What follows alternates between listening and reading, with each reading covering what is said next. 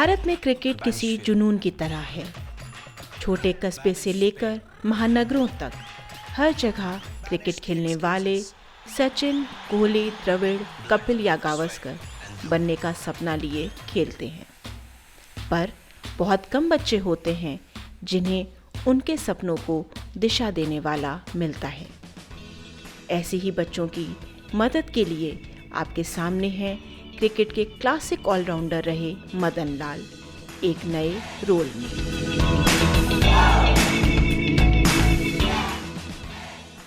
अपने दोस्तों के बीच मदन लाल नाम से जाने जाने वाले पूर्व क्रिकेटर मदन लाल आपको वो सारी बातें बताएंगे जो आपके अंदर के क्रिकेटर को महान क्रिकेटर बना सकता है। वो आपको बताएंगे कि आपको क्रिकेटर के तौर पर शुरुआत कैसे करनी चाहिए, कहाँ आप क्रिकेट सीख सकते हैं, क्रिकेट एकेडमी चुनने के वक्त किन बातों का ध्यान रखें, आपको कितने पैसे खर्च करने पड़ेंगे, एक बेहतर क्रिकेटर में क्या खूबियाँ होनी चाहिए, क्रिकेटर के तौर पर आपका कैरियर आगे कैसे बढ़ता है, लड़कियों के लिए क्रिकेट में कितनी संभावनाएं हैं। तो चलिए पारी की शुरुआत करते हैं पूर्व top class allrounder, national coach और अब क्रिकेट गुरु मदन लाल के साथ। ज़्यादातर आप मुझे क्रिकेटर के नाम पे जानते हैं और आजकल मैं टीवी पे भी काफ़ी आता हूँ और मैं आज आपको ये बताने आया हूँ कि क्रिकेटर कैसे बना जाता है और उस क्या करना चाहिए आपको।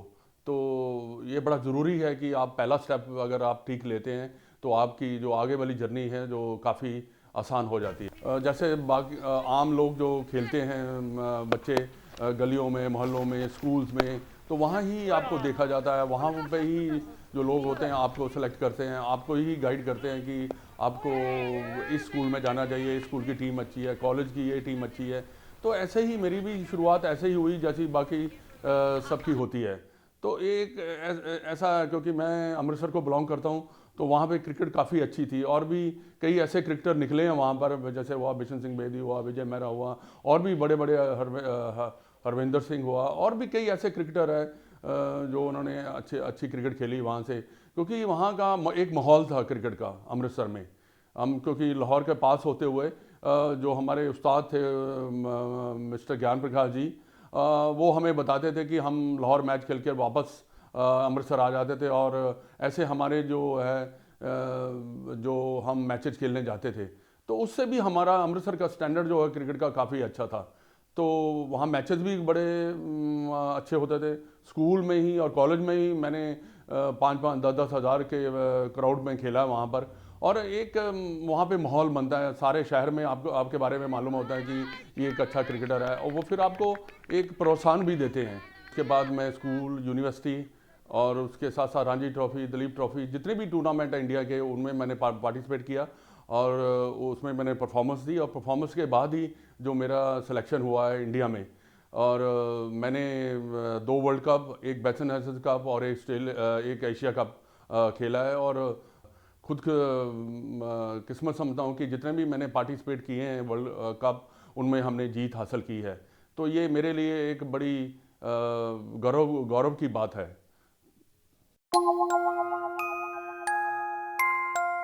मेरे विचार में जो आपको शुरू करना चाहिए 10-11 साल में शुरू कर देना चाहिए। कई बार पेरेंट्स सोचते हैं कि 5-6 साल के बच्चे को शुरू करवाना भी चाहते हैं, पर यह है कि हम चाहते हैं कि बच्चों का जो एंजॉयमेंट है वो बरकरार रहे और उसके साथ ही वो अपनी क्रिकेट खेलें, ताकि अगर एंजॉयमेंट करते रहेंगे तो वो क्रिकेट भी खेलते रहेंगे तो उनकी इंप्रूवमेंट भी होती चली जाएगी। क्योंकि छोटा बच्चा है तो कई बार ऐसा भी देखने में आया है कि वो बोर जल्दी हो जाता है और हट जाता है। और आजकल वैसे भी और भी काफ़ी ऐसी स्पोर्ट्स हैं जो बच्चे खेल रहे हैं, तो एक स्पोर्ट से दूसरे स्पोर्ट जाना और ये बच्चे जो है करते रहते हैं। पर यह है कि अपने यंग एज में आपको सारी स्पोर्ट्स खेलनी चाहिए, ऐसी कोई बात नहीं है आप हर स्पोर्ट्स खेलें। मैंने भी सारी स्पोर्ट्स खेली हैं यहाँ पर। मैंने फुटबॉल भी खेला है, कॉलेज में एथलेटिक भी की है और भी कई स्पोर्ट्स है जो मैं पार्टिसिपेट करता था। तो ये सब चीज़ें आप बचपन में करते हैं। अकेडमी का आप अगर आपको डिसाइड करना है तो आपको सबसे पहले तो ये देखना पड़ेगा कि इंफ्रास्ट्रक्चर किसके पास अच्छा है और कोचेज़ के कहाँ पे अच्छे हैं, ताकि वो आपको एक सही दिशा दिखा पाएँ। और क्योंकि स्ट्रक्चर की मैं इसलिए बात कर रहा हूँ, अगर आपके पास विकेट्स अच्छे हैं, बच्चा अच्छा खेलेगा, अच्छा अच्छा वो सीख पाएगा, तो ये सब चीज़ें जो मैंने रखी हैं। और कोचेज़ अच्छे होने चाहिए जो आपको गाइड अच्छा करे। गाइड का ये मतलब नहीं, आपको स्किल तो वो सिखाते ही सिखाते हैं, बाकी और भी चीज़ें हैं जैसे फिजिकल फिटनेस हुई, मेंटल टफनेस है, और भी कई चीज़ें हैं जो स्किल में इस स्पोर्ट्स में आती हैं। तो वो सब चीज़ों का ध्यान रखते हुए अगर आप किसी के पास जाते हैं, किसी अकेडमी में, मैं समझता हूँ कि वो सबसे ज़्यादा अच्छा रहेगा। क्योंकि एक क्या होता है कि आपकी जो गेम है वो आपके करैक्टर के ऊपर भी डिपेंड करती है। आप जितना ज़्यादा स्ट्रॉन्ग करैक्टर होगा उतना ज़्यादा आप अच्छा भी खेलेंगे। और क्योंकि आप जब इंटरनेशनल क्रिकेट खेलते हैं तो उसमें आपको टफनेस चाहिए, मेंटल टफनेस चाहिए ही चाहिए। आप कोई भी सेंटर चुनिए, बेसिक जो है बताने वाले कोचेज तो सेम ही हैं। कोई मैं अगर कोचिंग कर रहा हूँ या कोई दूसरा कोचिंग कर रहा है तो वो कोई इतना ज़्यादा डिफरेंस नहीं होगा। हाँ, कोई सिखाता कैसे है, उसको खिलाड़ी को मोल्ड कैसे करता है, ये बड़ा ज़रूरी है। कई नेचुरल बच्चे होते हैं जो टैलेंटेड होते हैं, उनको बताने की भी जरूरत नहीं पड़ती है। उनके वर्क एथिक्स जो है बिल्कुल डिफरेंट रहते हैं। वो अपने आप आते हैं, अपनी ट्रेनिंग भी करते हैं और पूछते भी रहते हैं कोच से, और उनके डिस्कशन भी करते रहते हैं, और उनसे हर चीज़ के जो स्पोर्ट्स में इन्वॉल्व है उसके बारे में पता करते रहते हैं, और उसी के साथ से वो परफॉर्मेंस करते चले जाते हैं।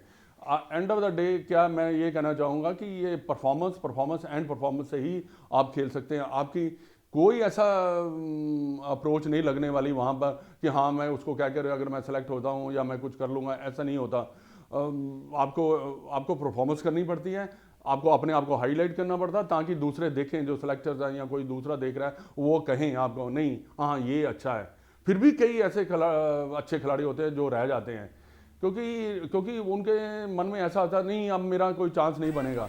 अगर आप कंसिस्टेंट लगातार लगे नहीं पीछे, नहीं मैंने तो करना ही करना है, तो फिर ज़्यादा चांसेस आपके बढ़ते चले जाते हैं। जैसे कि आप लाइन से हटे तो कोई दूसरा आ जाएगा, तो आपको पीछे जाना पड़ेगा। तो आपको लाइन में लगे रहना है, आपको कोशिश करते रहना है कि मैंने एक दिन अच्छा स्पोर्ट्समैन बनना ही बनना है। पर यह है कि आप हौसला मत छोड़ें, ये बड़ा ज़रूरी है। क्योंकि जब आपके पास स्किल है, आपके पास कॉन्फिडेंस है, आप मेहनत कर रहे हैं, आप डिसिप्लिन हैं, तो आप ज़्यादा दूर नहीं हैं अच्छी परफॉर्मेंस देने के। हो सकता है कि एक आधा परफॉर्मेंस आपकी कम हो, पर आने वाला मैचेस होते हैं उसमें आपकी सही परफॉर्मेंस हो जाती है। और एक और मैं बात यहाँ पे ये कहना चाहूँगा कि जो कोचिंग है ये स्पेशलाइज सब्जेक्ट है। It's a very simple subject, पर ये इसके सब्जेक्ट के बारे में पता होना बड़ा ज़रूरी है।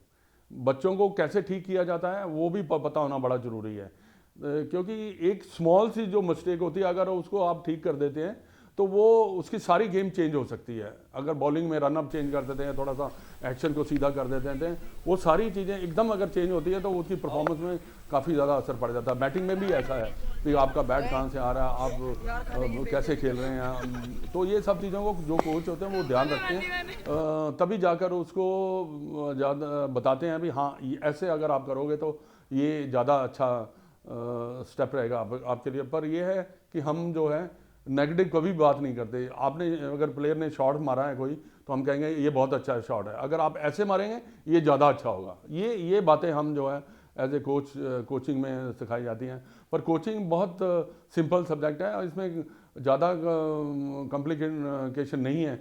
और टेक्निकली कोई भी खिलाड़ी वर्ल्ड में जितने भी हुए हैं कोई ना कोई फॉल्ट तो होता, तभी तो आउट होते हैं। अगर कोई फॉल्ट ही ना हो तो फिर कोई आउट ही नहीं होगा, वो एक ही आदमी खेलता चला जाएगा। आपने देखा हो कितनी टेक्नोलॉजी है, 10-10 15-15 स्पोर्ट्स स्टाफ पे बैठे हुए हैं, हर चीज़ बताते चले जाएं, फिर भी गलती तो होती है। क्योंकि अंदर जाके जब आप अंदर जाते हैं वो स्प्लिट ऑफ सेकंड जो है वो आपका जो आप सोच है आपकी कि मैंने इस बॉल को कैसे खेलना है और इस बॉल को कैसे करना है, अगर आप वो करते चले जाते हैं तभी जाकर आपकी परफॉर्मेंस होती चली जाती है। और जो आपको करनी पड़ती हैं मिस्टेक तो होते चले जाते हैं, तभी तो टीमें आउट होती हैं।